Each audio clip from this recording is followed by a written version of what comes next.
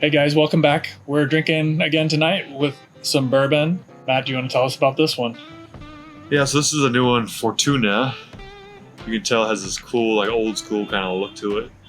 It was made by our local restaurateur extraordinaire, Pablo Moyne, who has Scopa and Bar Lightning down in Venice. Cool.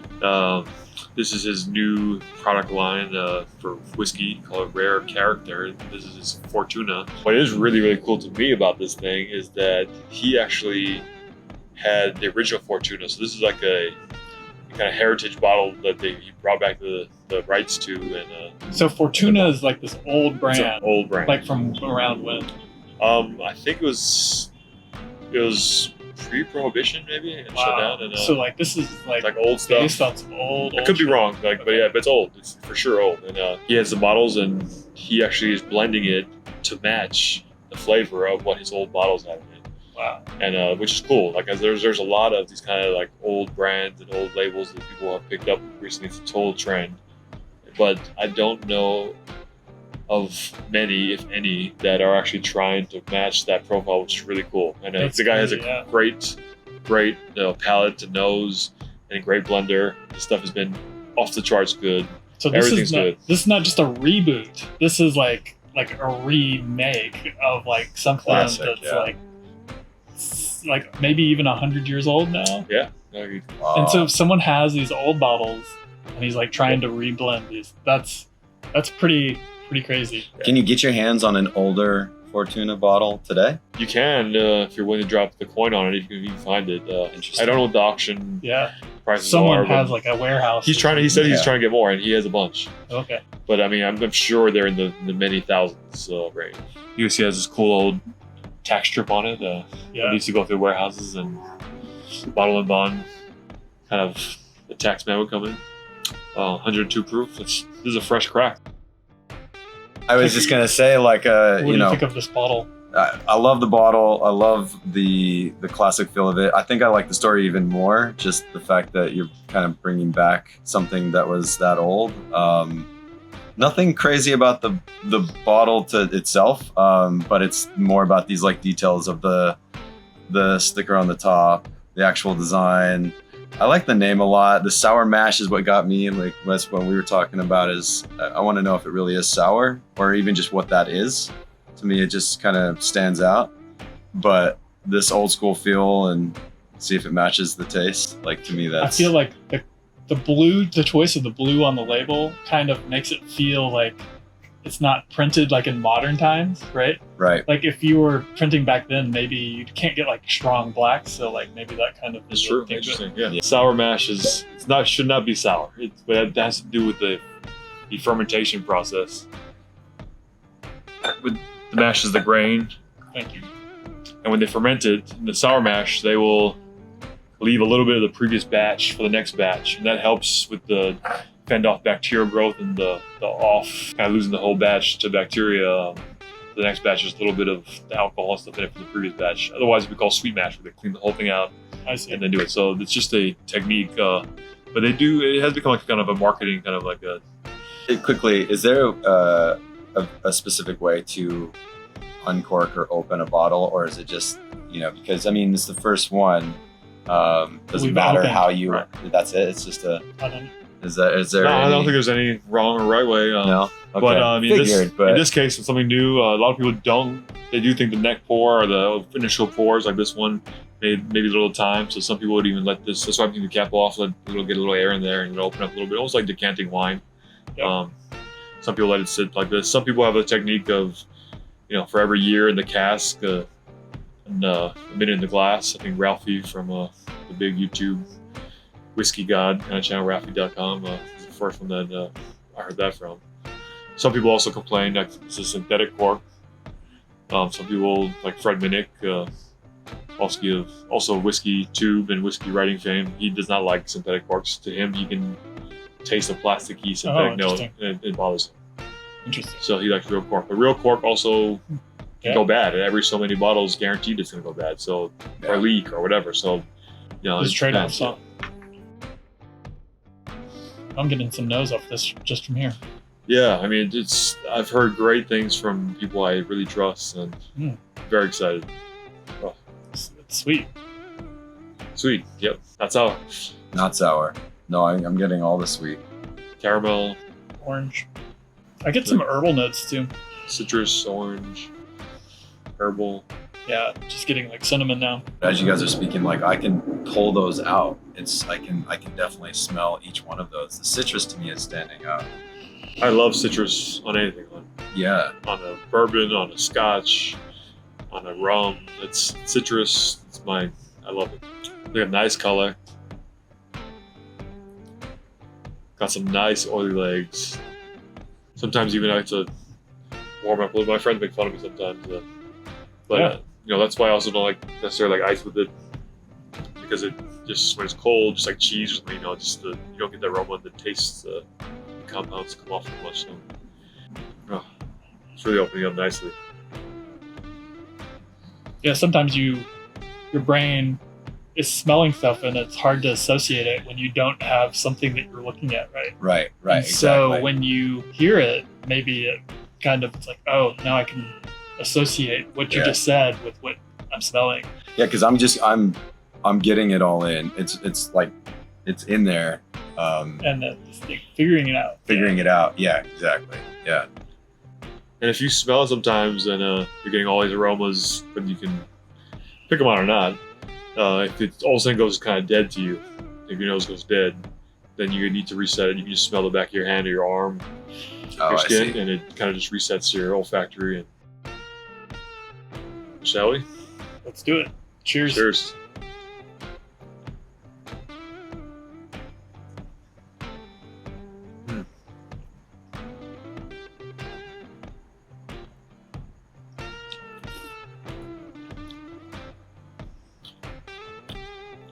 It smells sweeter than it tastes to me. Oh yeah, I got that too.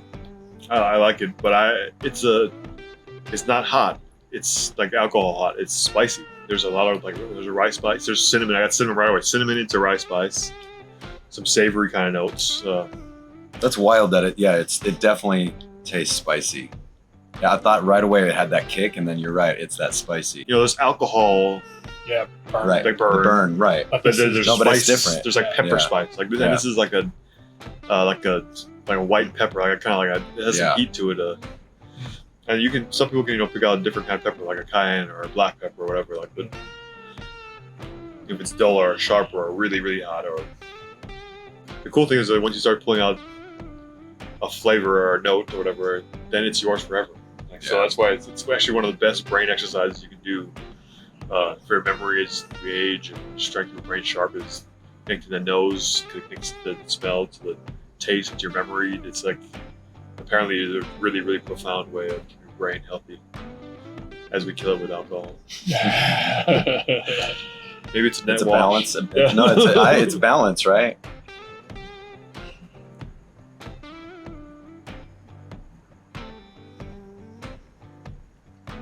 So this is technically a Kentucky bourbon, right? They don't disclose the source, and that's just the name of the game. Sometimes he has connections, and if he says where it's from, then he said it's over. I respect that. I don't really care. I really just care if it's good or not. That's why we're here.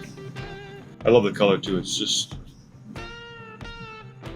like liquid gold, or it's not gold. It's an amber kind of color, but it's just beautiful. Yes. Then goes to that. I'm actually in the finish now. Even out of the blue, I got a little citrus again. Oh, even more vanilla, creamy vanilla. That was creamy. That was good. That creamy meaning that it has a bit of that milky maybe flavor. Yeah, like almost a good. Yeah. Yeah, exactly. Creamy, yeah, milky, and a little bit of weight on the palate. It feels. Maybe even like a toffee kind of, or English toffee. Yeah, it's starting to turn towards that direction. Yeah. I was gonna say like a vanilla fudge, even almost. It's starting to get in going a little different direction now. Not chocolatey yet, but towards that slightly. Yeah, so toffee might be a good. I thought the brown sugar was a little bit closer to me. Yeah, that was Could a good. be. That was a good description. I like that one. Still the citrus though, for me.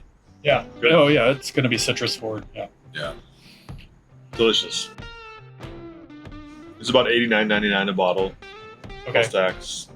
Still not cheap. But for something that is as close as you're gonna get to like maybe a 80, 90-year-old bottle, right? Like you're tasting something from a different era, and for $90, that seems. I mean that might be out of reach for people, but it's still. I can't remember exactly what it said, but I think it's the 6-7 year range, something around there. Okay, it's been Not, aged. not particularly old. Not particularly high proof at 102, but not bad. I think that's great proof. Body holds up for sure. I'm still getting a lot of it right now. Yeah. Right. Long. Yeah. Oh, and the glass right now, where it's mostly empty, so much citrus, like orange blossom. And I'm getting like the woods. Yeah. Dare you say sawdust? No, it's not sawdust. It's not sawdust, right? Which is funny because we always get sawdust. I do pick up sawdust a lot. Like, I get a whiff of it. I mean, I get something that's more like I'm sitting in a cabin. I get when you first cut wood, you kind of burn it with a saw a little bit. Yeah. Or maybe just being in like a woody area with.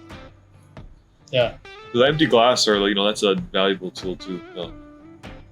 Even empty because you're glass getting the next day. you're getting the final like. And even the next day or later, hours later, minutes later, orange blossoms. Yeah, we have to figure out which fruit it is. But now on the empty glass, it's like you're getting a lot of the blossom, like when the oranges blossom, or like mock orange, that orangey smell. Mm-hmm. The imitation orange. Oh, it's good. Yeah, it's good. This stuff is great. Okay, so final thoughts. Yeah, this is really good. I mean, finding a bottle that's these are going to be available. It's not inexpensive, but like you're getting something that is, it's coming from another era, and you have someone who's spending a lot of effort like reproducing these flavors that are 100 years old. So yeah, I'm blown away. I think this is one of the most fantastic bourbons I've had in quite a while, just because it goes on a different direction than what I'm used to. How about you, Corey? Yeah, I'm up there. Something new for me. I'm not. Whiskeys is my game, but bourbons I've only had a few. But this one is very unique.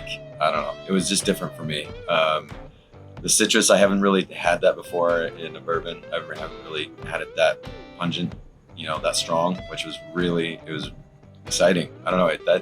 I guess to me that the whole bit is exciting.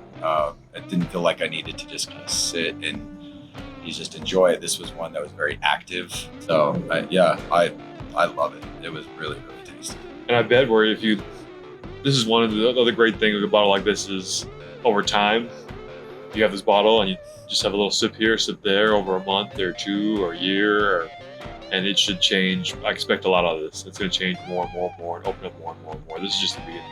Yeah, I'm impressed. I mean, I really didn't know what to expect. There's so many new brands coming out. There's so many people grabbing old labels and putting them out there as there's something special. And this is just, Pablo, I have not had a bad bottle. I mean, it's incredible. Like his stuff he's getting and his taste is just, it's unreal. I heard him say that he'll wake up in the morning and start blending when he's blending first in the morning and stop late at night.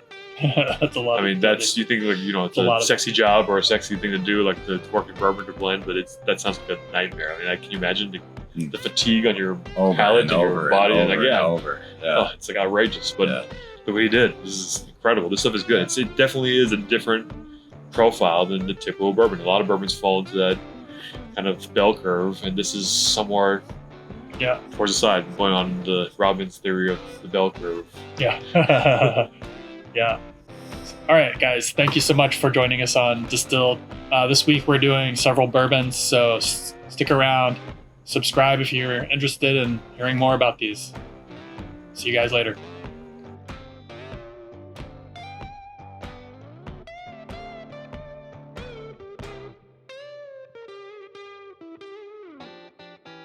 Nice.